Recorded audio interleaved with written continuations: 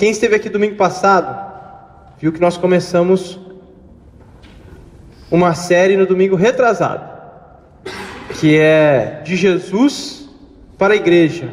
É uma carta de Jesus para a sua igreja, baseada no livro de Apocalipse. Então, eu convido você a abrir comigo Apocalipse capítulo 2,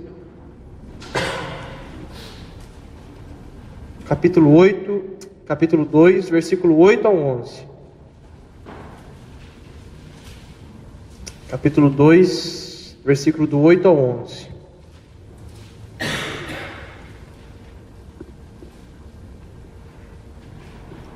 Diz assim: ao anjo da igreja em Esmirna, escreva: estas são as palavras daquele que é o primeiro e o último, que morreu e tornou a viver. Conheço as suas aflições e a sua pobreza, mas você é rico. Conheço a blasfêmia dos que se dizem judeus, mas não são, sendo antes sinagoga de Satanás. Não tenha medo do que você está prestes a sofrer. O diabo lançará alguns de vocês na prisão, e vocês serão perseguidos durante 10 dias. Seja fiel até a morte, e eu lhe darei a coroa da vida. Quem tem ouvidos, ouça o que o Espírito diz às igrejas. O vencedor, de modo algum, vou repetir, de modo algum, sofrerá a segunda morte. Pai, a sua palavra foi lida, foi exposta, e é essa palavra que transforma vidas. É isso que a gente leu que muda a história de pessoas. Faz isso no nosso coração. Não deixa a minha humanidade atrapalhar a ação do Teu Espírito, mas que seja o Senhor falando nessa noite. Amém. Irmãos, vou confessar para vocês. Agora eu sei por que o livro de Apocalipse é tão pouco pregado nos púlpitos das igrejas e tão pouco estudado pelos cristãos de hoje. Porque, irmãos, dá muito trabalho. Estudar o livro de Apocalipse dá trabalho. Dá muito trabalho. Mas não é só por causa disso.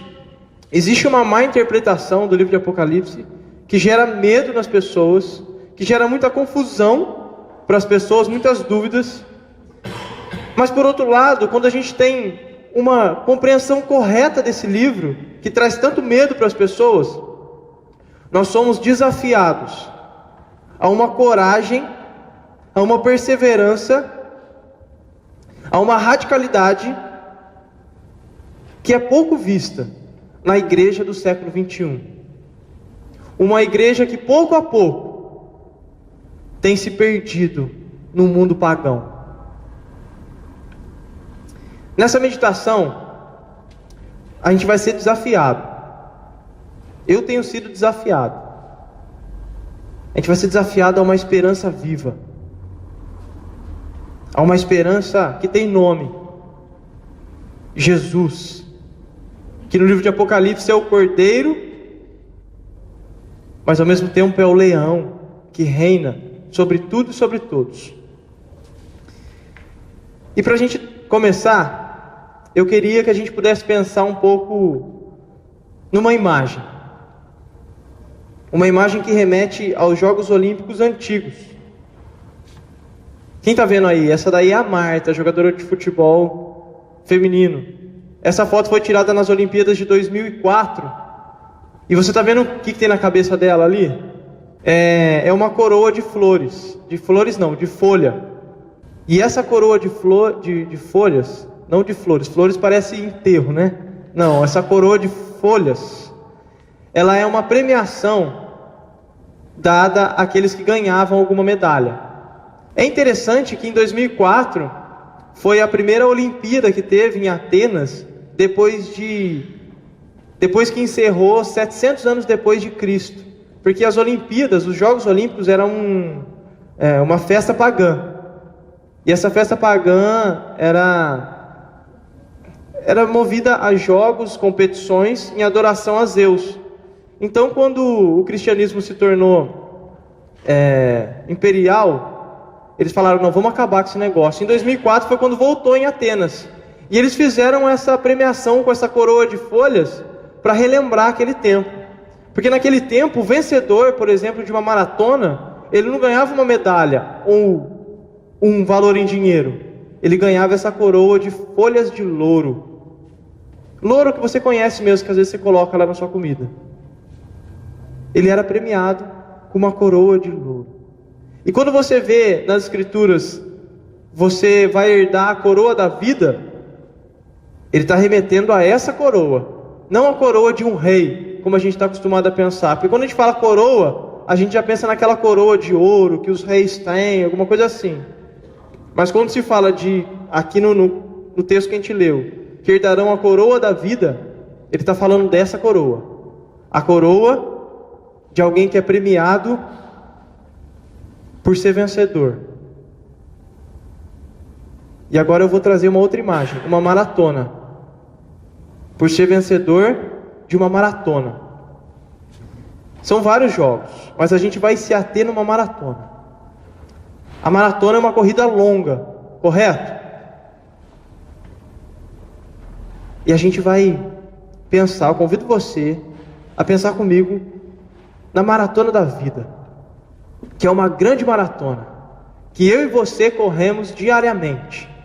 Nós estamos nessa maratona da vida, correndo, que parece ser longa, mas aos olhos daquele que é eterno, é bem curta.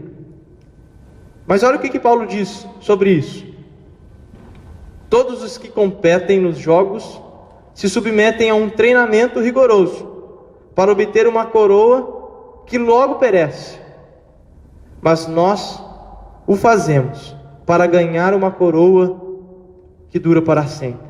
Por que uma coroa que logo perece? Porque é uma coroa de folha de louro. A folha, depois que sai do ramo, logo ela morre, né? Então aquele atleta que compete, que luta, que treina para correr uma maratona de alguns quilômetros, para ganhar uma coroa que logo morre, que logo vira folha seca. Mas nós corremos uma maratona. Nós nos esforçamos nessa maratona para uma coroa que dura para sempre. Nós vimos nas meditações anteriores, se você não esteve presente, que o livro de Apocalipse, esse nome do livro de Apocalipse é um nome que foi traduzido de uma forma complicada, porque geralmente os livros da Bíblia, o nome do livro geralmente é o nome da primeira palavra, ou se não, Evangelho de Marcos, né? É o nome das primeiras palavras que tem ali, Evangelho de Jesus Cristo. Apocalipse, a primeira palavra que tem no Evangelho, se você olhar no grego, é Apocalipse. Só que a tradução dessa palavra é revelação. Se você pegar uma Bíblia em inglês, não vai se chamar Apocalipse, vai se chamar Revelação. E esse seria o melhor nome para o livro de Apocalipse. Por que eu estou falando isso? Porque quando eu falo em Apocalipse, o que você pensa? No filme 2012, né? Prédio caindo, vulcão explodindo. A gente tem uma visão dessa palavra, uma visão totalmente hollywoodiana, aonde é cheio de desastres, catástrofes, destruição. Mas o livro, ele fala de uma coisa totalmente contrária a isso. O livro da revelação, se a gente tivesse que resumir numa palavra, num grande tema, esse tema seria esperança. Não catástrofe, esperança. E dentro desse livro de Apocalipse, que é uma grande carta, uma carta da revelação que João tem, existem 7 pequenas cartas. O Abel falou sobre a primeira delas, que é uma carta à igreja de Éfeso. Ele conversou de manhã. E hoje a gente, agora à noite, está conversando sobre a igreja de Esmirna. Uma carta dentro dessa grande carta. É interessante que não existiam apenas 7 igrejas naquela região. Existiam muito mais igrejas. Só que o número 7 nas escrituras, e principalmente em Apocalipse, ele tem um significado importante. Ele dá o sentido de totalidade. Então quando eu falo assim, estou enviando para 7 igrejas, são cartas com o nome de 7 igrejas, mas que vale para todas as igrejas, inclusive a igreja presbiteriana de Novo Campos Elíseos. E é verdade, o livro de Apocalipse, ele trata de uma grande tensão, sim, que a gente gosta às vezes, né? A tensão do bem e do mal. Existe uma grande tensão entre o bem, que está sempre guerreando, contra o mal. Mas eu já vou abrir um aspas aqui e deixar uma coisa bem clara. Apesar de tratar dessa tensão, desde os primeiros versos, ele já mostra que há um rei que venceu toda a luta, toda a guerra, e que já está ganho. Toda essa tensão, toda essa batalha travada, já tem um vencedor. Mas o livro de Apocalipse trata dessa tensão, entre o bem e o mal, entre Deus e Jesus e o diabo ou Satanás. Existe essa tensão, e ela é representada no livro de Apocalipse entre a igreja do primeiro século e o Império Romano.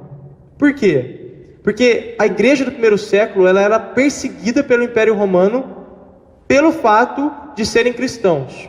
Então o mal é representado pelo Império Romano, o bem, Deus, é representado pela sua igreja, pelos representantes de Deus na terra. E hoje a igreja do século 21 se encaixa nesse livro também, que é o representante do bem, que é o representante de Deus, que tem uma tensão com o sistema maligno que governa a nossa terra, que no Novo Testamento é chamado de mundo. Você já viu essa palavra mundo? Não imagina mundo, planeta Terra. Mundo é um sistema maligno que opera e que governa a nossa terra. E há essa tensão entre esse sistema e a igreja de hoje. Então, hoje a gente vai conversar um pouco sobre a igreja de Esmirna. Primeira coisa, a igreja de Esmirna, muito perseguida. Muito perseguida. Por quê? Porque ela disse assim, nós não vamos prestar culto ao imperador romano. Naquela época, o imperador Domiciano disse o seguinte: eu sou imperador e eu quero ser cultuado como Deus e Senhor. A hora que ele fez isso, os cristãos daquela época olharam e falaram: opa, tem alguma coisa errada, porque Jesus é o único Senhor, o único Deus, Yahvé é o que merece ser adorado. Então eles dizem radicalmente: nós não vamos prestar culto ao Senhor, nós não vamos prestar culto ao imperador. Então o que acontece? Perseguição, aflição, luta.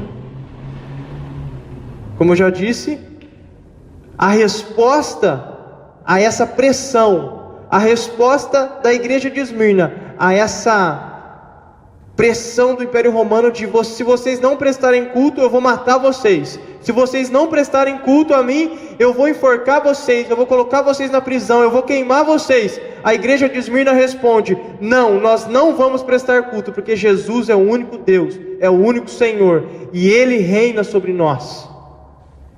A igreja de Esmirna responde com coragem, com radicalidade e com fidelidade.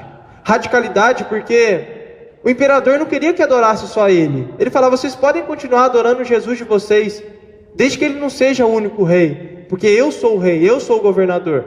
Mas se vocês quiserem adorar ele também, pode, não tem problema. Porque a igreja de Esmirna era um centro de adoração, vários deuses pagãos.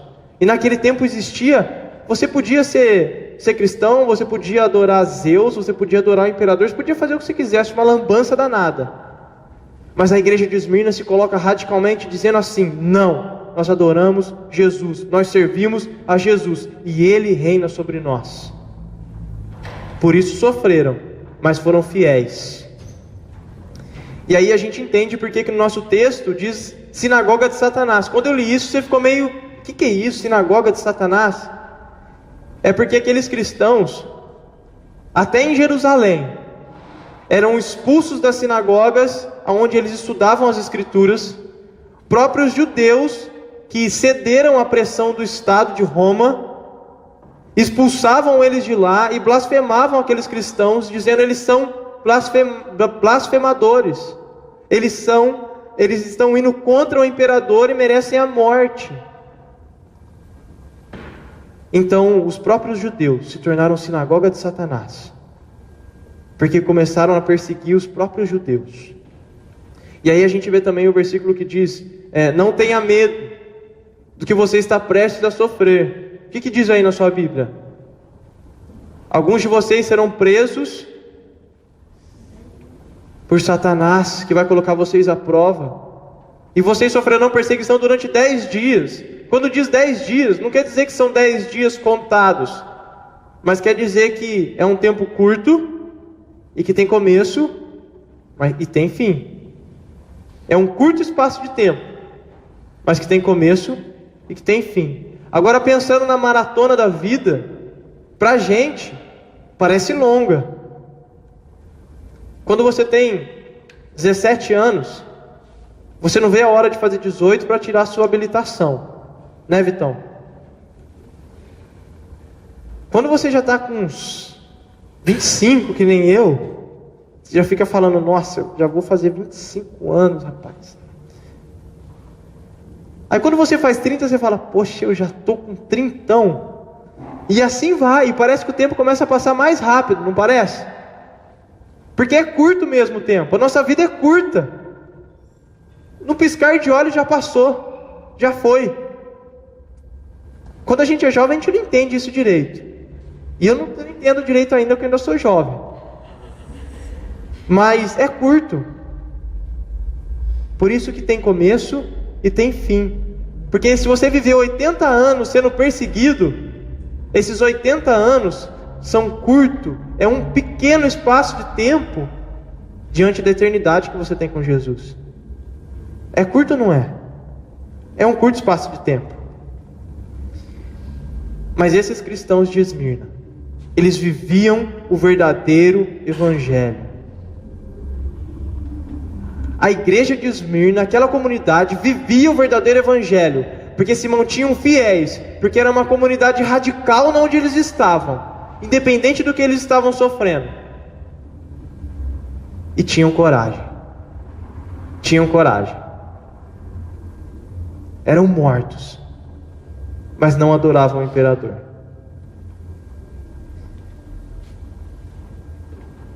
Mas Jesus conhece a sua igreja. Jesus conhece a sua igreja. Olha que interessante. No versículo 9, Jesus diz assim: olha, eu conheço as suas aflições e a sua pobreza. Eu conheço a blasfêmia dos que se dizem judeus, mas não são. Jesus, ele sabia o que aqueles cristãos estavam passando. Jesus sabia a situação daquela igreja. Porque se você olhar lá na igreja de Éfeso, lá no comecinho, você vai ver assim, aqui ele diz, essas são as palavras daquele que é o primeiro e o último. Na igreja de Éfeso, ele vai dizer, essas são as palavras daquele que tem as 7 estrelas em sua mão direita e que anda entre os 7 candeeiros de ouro. Esses 7 candeeiros são a igreja. Esmirna faz parte desses 7 candeeiros. Jesus conhece o que aquela igreja estava passando, não é porque ele é um Jesus que está longe, mas ele é um Jesus que está no meio da sua igreja. Isso me traz mais convicção de que quando a igreja de Jesus está sofrendo, é fiel, está evangelizando, está na missão, está focado, Jesus está ali, no meio dela, porque ele conhece a aflição da sua igreja. Ele sabe as aflições, ele conhece a pobreza e ele conhece a blasfêmia daqueles que se dizem judeus. Quando fala pobreza, é pobreza mesmo, é não ter dinheiro, é que nem seminarista, está sempre duro, não tem dinheiro. É pobreza mesmo, financeira. Agora vem uma parte interessante. O que diz na sua Bíblia aí? Conheço a sua pobreza, mas você é rico. Como assim? É pobre ou é rico? É rico ou é pobre? Será que Jesus deu uma dormida, uma cochilada? Ou será que João cochilou na hora da revelação? Era uma igreja pobre ou era uma igreja rica? O que é riqueza? Gesiel, o que é riqueza?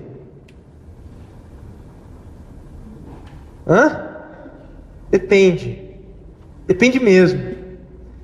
Mas na minha opinião, riqueza é abundância de algo que tem valor. Riqueza é quando você tem em abundância alguma coisa que você tem que é de valor. E aquela igreja, ela era rica, não porque ela tinha muito dinheiro em abundância, mas porque ela tinha a presença de Jesus em abundância. Mas porque ela tinha o Espírito Santo de Deus em abundância. A igreja de Esmirna era uma igreja rica, não porque tinha dinheiro, mas porque tinha abundância do Espírito. Porque ela era rica espiritualmente. Está meio devagar no computador, irmãos, por isso que eu estou demorando um pouquinho.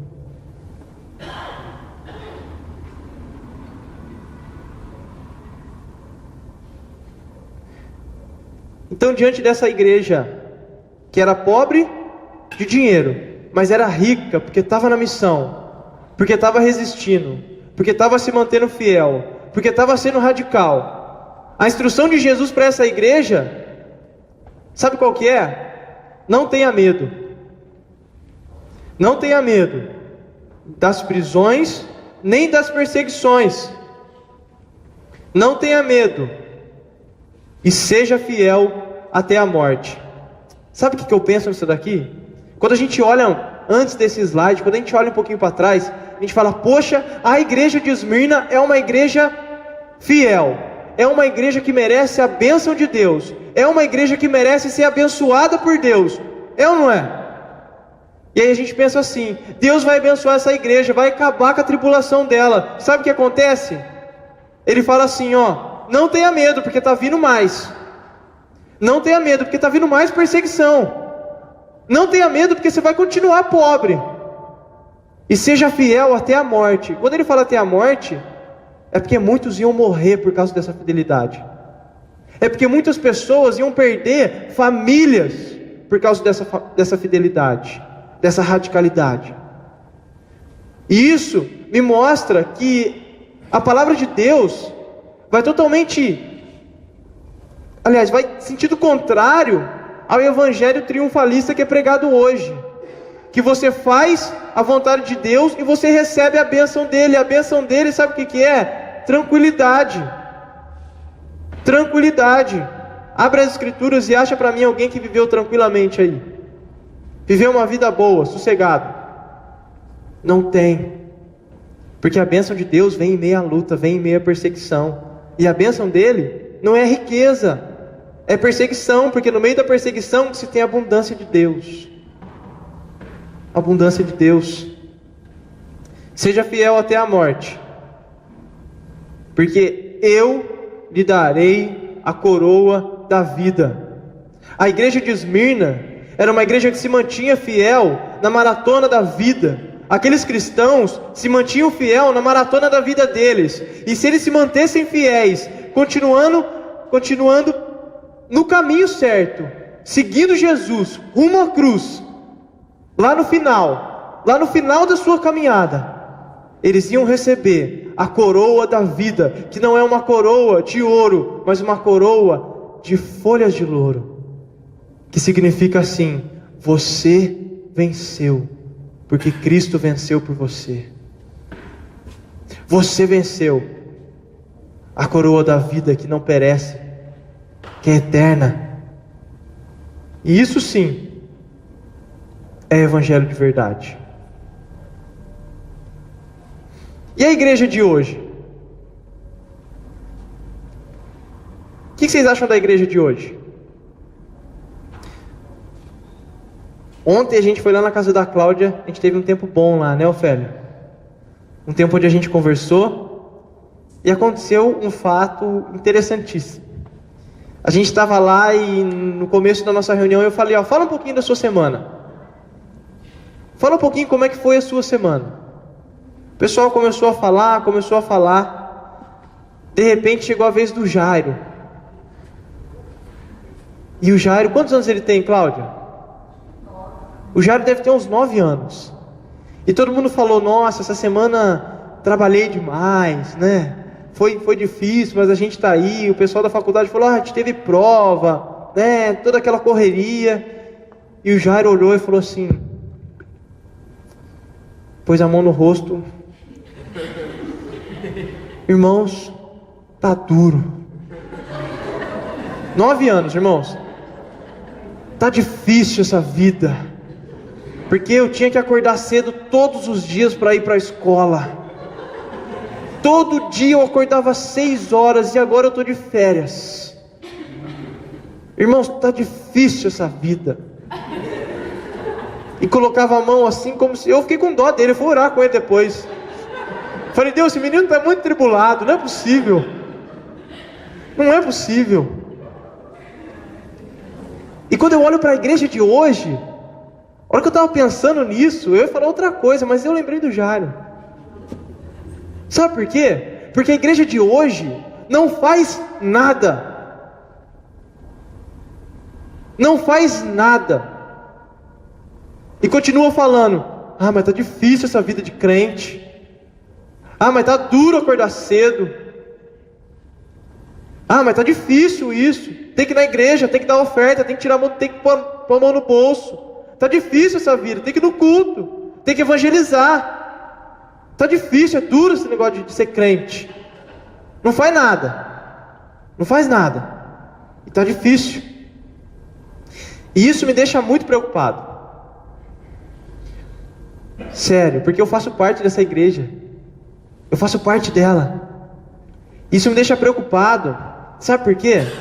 Paulo disse o seguinte: de fato, todos os que desejam viver piedosamente em Cristo Jesus serão perseguidos. Irmãos, vou repetir.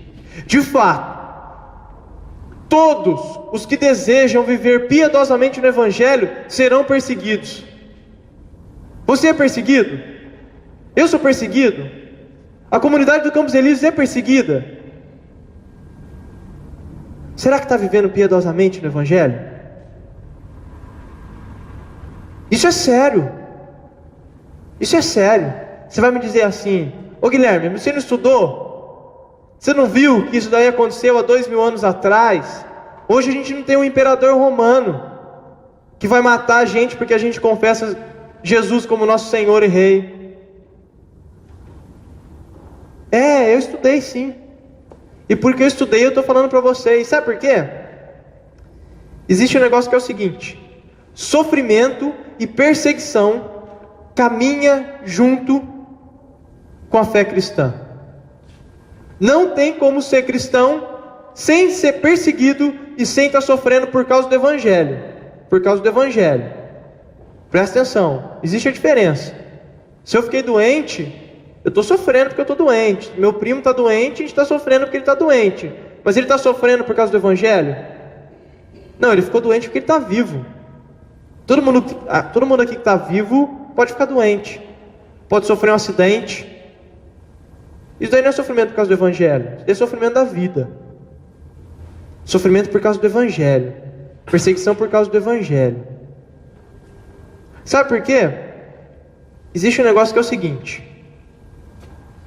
qual que é o símbolo da fé cristã? A cruz. Por que a cruz? Por que não a coroa?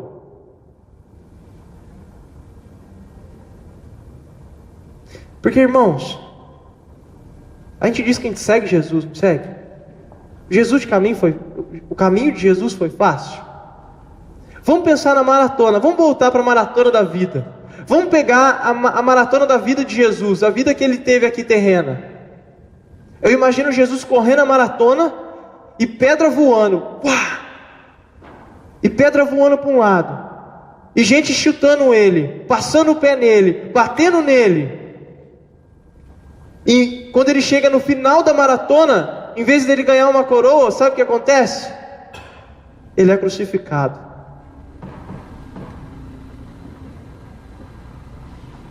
É para lá que a gente segue Jesus. A gente segue Jesus para a cruz. Cruz é sofrimento, é aflição. Não tem como. Existe uma coroa? Existe, depois da cruz. Existe um lugar onde não tem choro, não tem pranto, não tem mais nada? Aí existe aquele lance do sossego? Existe. Mas é depois da cruz. Até lá, a gente segue Jesus para a cruz. Para a cruz. E pensando naquilo que eu disse para vocês, Guilherme, você não estudou? Você não viu que... Você não viu que é há 2000 anos atrás, mesmo assim? A cruz hoje pode ser diferente. Responde uma pergunta para mim. Não olha para o slide não, que eu passei adiantado. Olha para mim aqui, ó. Se Jesus, em vez de tivesse vindo há 2000 anos atrás, viesse hoje. Se ele tivesse nascido no ano de 2000, hoje ele estaria com 12 anos. Daqui 8 anos ele estaria com 20 anos. Será que se Jesus tivesse vindo hoje, será que ele seria perseguido? O que vocês acham? Seria, não seria? Será que ele seria afligido? Será que ele seria oprimido? E será que ele terminaria numa cruz? E por que a igreja que caminha no mesmo caminho dele, hoje, não chega na cruz? Por que a igreja do Campos Elíseos não é perseguida? Por que a gente não está sofrendo? Você está sofrendo por causa do Evangelho? Seja sincero para mim. Está sofrendo? Tem alguma coisa errada. Em Antioquia, os discípulos foram pela primeira vez chamados de cristãos. Por que cristãos? Porque se pareciam com Jesus e porque caminhavam para o mesmo lugar que Jesus caminhou, para a cruz. E eles receberam esse nome em Antioquia, não em Jerusalém, porque em Antioquia eles estavam na missão, eles estavam pregando o Evangelho, eles estavam sendo perseguidos por esse Evangelho. E no meio da luta, da perseguição, da missão, as pessoas olham para eles e dizem assim: esses caras são discípulos de Jesus, mesmo Jesus estando morto, esses caras são discípulos de Jesus, porque fazem o que ele fez, porque trilham o caminho que ele trilhou. Em Antioquia eles são chamados de cristãos.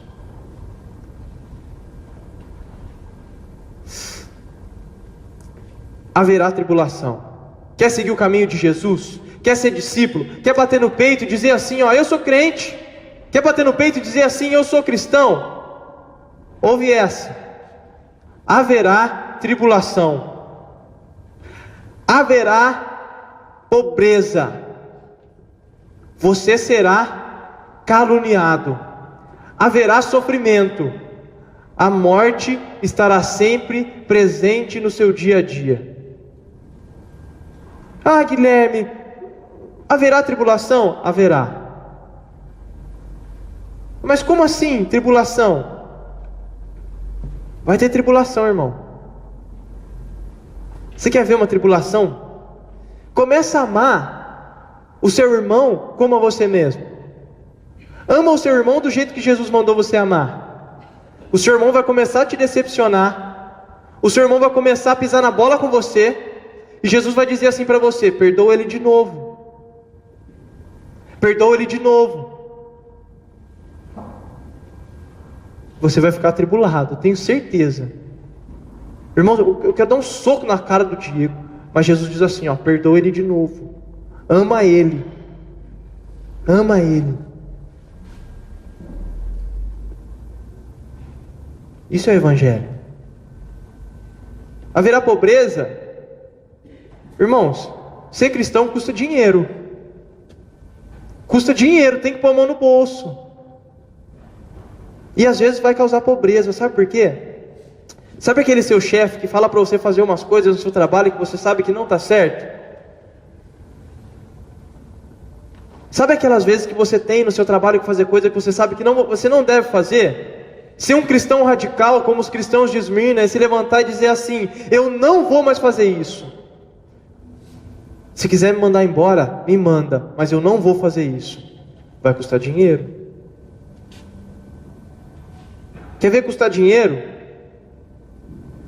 Se você olhar para as Escrituras, olhar para Atos dos Apóstolos, eles prezavam para que não houvesse necessitados no meio do povo. Tem necessitados no meio dessa igreja? Nessa comunidade tem gente que necessita de dinheiro, de ajuda financeira? Tem? Por que que tem? Não era para ter. Porque tem gente que tem sobrando. Não era para ter. Irmão, ser cristão custa dinheiro. Custa dinheiro. Você vai ser caluniado. Você vai ser caluniado. Ah, você não traz sua esposa? Ah, você não traz seu marido? Ah, vocês não transam antes do casamento? Você vai ser caluniado. Ah, você dá o dízimo?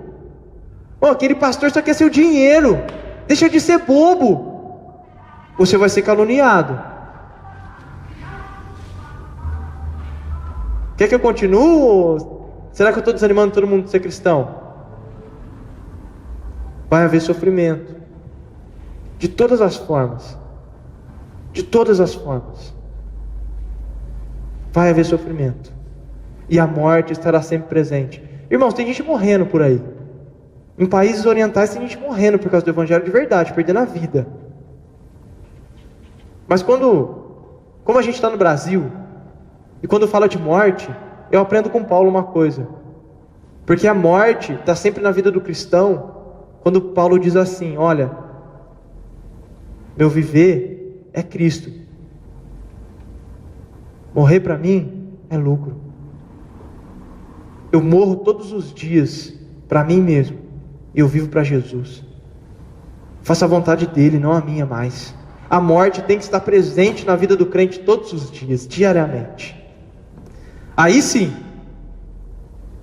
a gente vai estar caminhando para o lugar certo, para a cruz. Aí sim.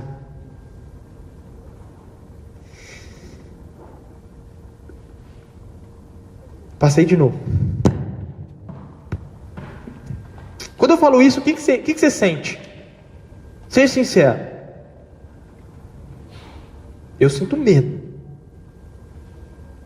Muito medo. Muito medo. Porque a maratona da vida que eu tenho corrido, eu tenho certeza. Eu acho que eu tenho corrido para o lugar errado. Vai ser seminarista, está no seminário, grande porcaria. Estou correndo para o lugar errado. Estou correndo para o lugar errado. Mas sabe por que eu corro para o lugar errado? Porque é muito mais fácil. É muito mais fácil, não tem sofrimento. O maior sofrimento que eu tenho é acordar domingo de manhã para vir para a escola dominical. Que outro sofrimento você tem por causa do evangelho? Tem alguma coisa errada. Mas Jesus disse, como ele disse para a igreja de Esmirna: não tenha medo, seja fiel até a morte. Está errado mesmo aí, viu, irmãos? É só até o ele, ó. Seja fiel até a morte.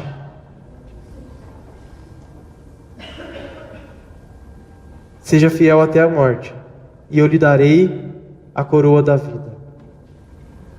Irmãos, se você está correndo, porque é rápido, a maratona da vida, e você espera um dia receber a coroa da vida,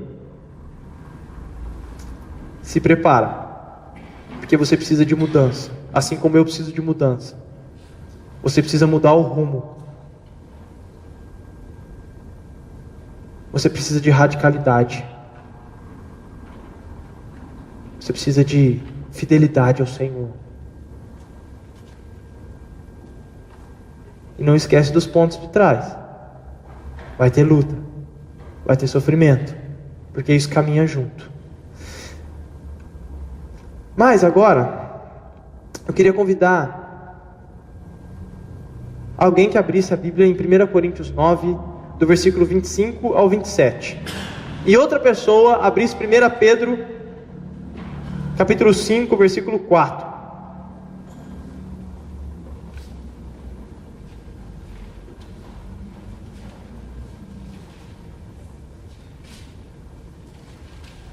Primeira Coríntios capítulo 9, versículo 25 e 27. Quem achou? Achou, Adi?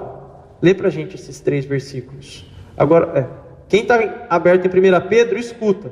Aí depois a gente troca, tá? Pode ler pra gente, Adi. Todos os que competem nos jogos se submetem a um treinamento rigoroso para obter uma coroa que logo perece. Mas nós o fazemos para ganhar uma coroa que dura para sempre. Sendo assim, não corro como quem corre sem alvo, e não luto como quem esmurra o ar, mas esmurro o meu corpo e faço dele meu escravo, para que depois de ter pregado aos outros, eu mesmo não venha a ser reprovado. Meu Deus do céu, toda vez que eu leio esse texto eu falo, Jesus, é isso mesmo? Paulo está falando isso mesmo? Isso é complemento daquilo que ele falou, que a gente leu lá no primeiro slide que a gente passou. Sendo assim, não corro como quem corre sem alvo.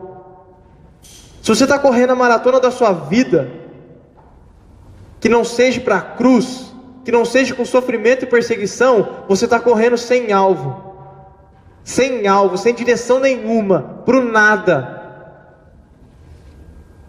Mas quem corre a maratona com Jesus, para a cruz, tem um alvo, tem um objetivo.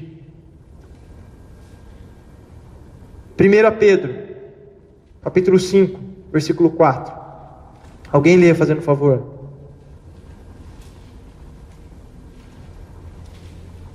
Quem achou? Ninguém? Ora, logo que o Supremo Pastor se manifestar, recebereis a inacessível coroa da glória.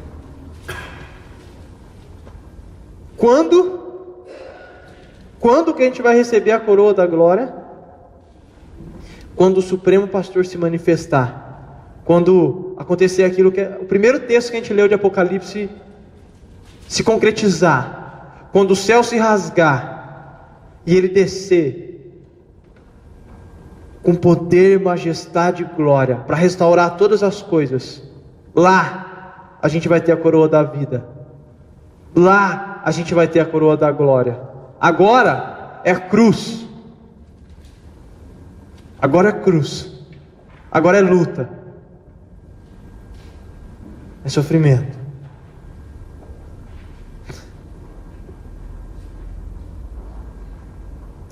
Aquele que tem ouvidos, ouça o que o Espírito diz à Igreja Presbiteriana do Jardim Novo Campos Elíseos. O vencedor, de modo algum sofrerá a segunda morte. Sabe quem que está falando isso aqui? Vamos ler o versículo 8? Ao anjo da igreja em Esmirna escreve: estas são as palavras daquele que é o primeiro e o último, que morreu e tornou a viver. Sabe quem que promete a vida? Sabe quem que promete que você não vai passar pela segunda morte, se for fiel ao Evangelho? Aquele que morreu e que venceu a morte, que hoje vive, o único que tem autoridade e poder para dar vida eterna para as pessoas, aquele que criou todas as coisas e que vai restaurar todas as coisas no final. Ele promete a vida para você, que corre a maratona com alvo, a cruz de Jesus. Irmãos, não é fácil. Vou ser sincero, não é fácil, é desafiador. E eu já vou falar para vocês algumas coisas aqui. Eu não estou falando aqui de salvação, não estou falando de ir para o céu ou não ir para o céu, não estou falando disso aqui. Eu estou falando em viver uma vida com sentido, Ou continuar vivendo uma vida medíocre? Continuar vivendo uma vida como quem corre sem alvo nenhum?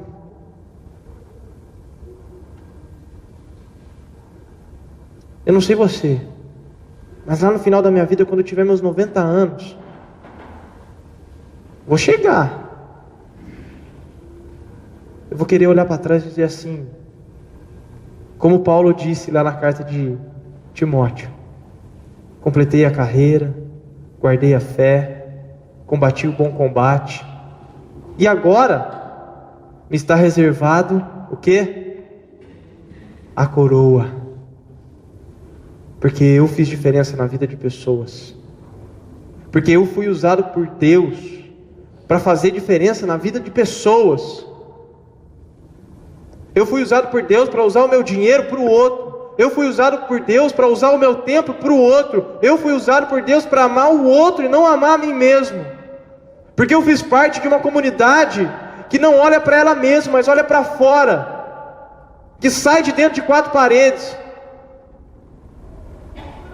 Eu quero fazer parte de uma comunidade, e eu quero ser comunidade com vocês, que vive para o outro e não para a gente mesmo. Que sofre, que é perseguido, que vai ter gente sendo mandada embora de emprego por causa do Evangelho, que vai ter gente indo lá na prefeitura para correr atrás do direito daquele que não tem sido assistido nesse bairro, de gente que vai lutar pelo outro, pelo direito do outro. Irmãos, já estou encerrando. Eu falei que ia ser rápido, já faz 1 hora já que estou aqui. Concluindo, para pensar e praticar. Sofrimento e perseguição são companheiros do cristão. É isso aí. Sofrimento e perseguição são companheiros do cristão que está seguindo o alvo certo. Jesus conhece a sua igreja, conhece não de longe, mas está com ela.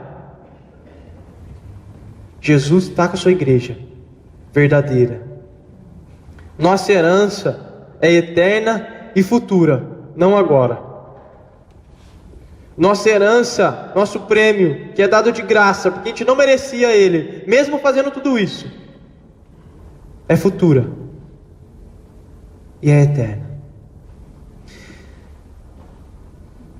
O que você mais deseja na vida? Quando eu me converti, o primeiro livro que eu li foi Atos dos Apóstolos, e eu fiquei meio impressionado, porque homens como eu faziam coisas extraordinárias, fora do comum, e eu nunca consegui ser igual a eles. Mas uma coisa que sempre me chama a atenção é que essas pessoas sempre ansiavam a volta de Jesus. Você já percebeu?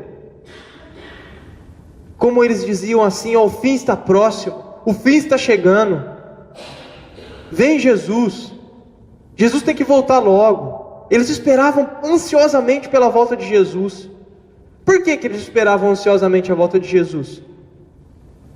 Por que hoje a gente nem liga para isso daí? Você já orou para Jesus voltar logo? Eu já orei, mas acho que quando eu orei era porque eu estava, sei lá, acho que eu briguei com a rei e falei: Jesus, volta logo. Volta logo. Ou senão, quando acontece uma coisinha na nossa vida, a gente fala assim: Jesus, volta logo para acabar logo com isso. Mas aqueles cristãos estavam no rock, estavam lutando, estavam sendo perseguidos, pai morrendo, mãe morrendo, bicho pegando, eles pregando o evangelho, o negócio acontecendo. Eles olhavam e falavam: Jesus, vem logo, porque eu não vou deixar de ser fiel e eu não aguento mais sofrer pelo Senhor. Vem logo, volta, Jesus. Quando a gente estiver assim, desse jeito, engajado na missão, sofrendo pelo evangelho, eu tenho certeza que a gente vai falar: Jesus, vem logo, eu preciso do Senhor. Maranata, Jesus, Hosana, Hosana, Hosana. Curve sua cabeça, feche seu olho. Queria convidar o pessoal do louvor.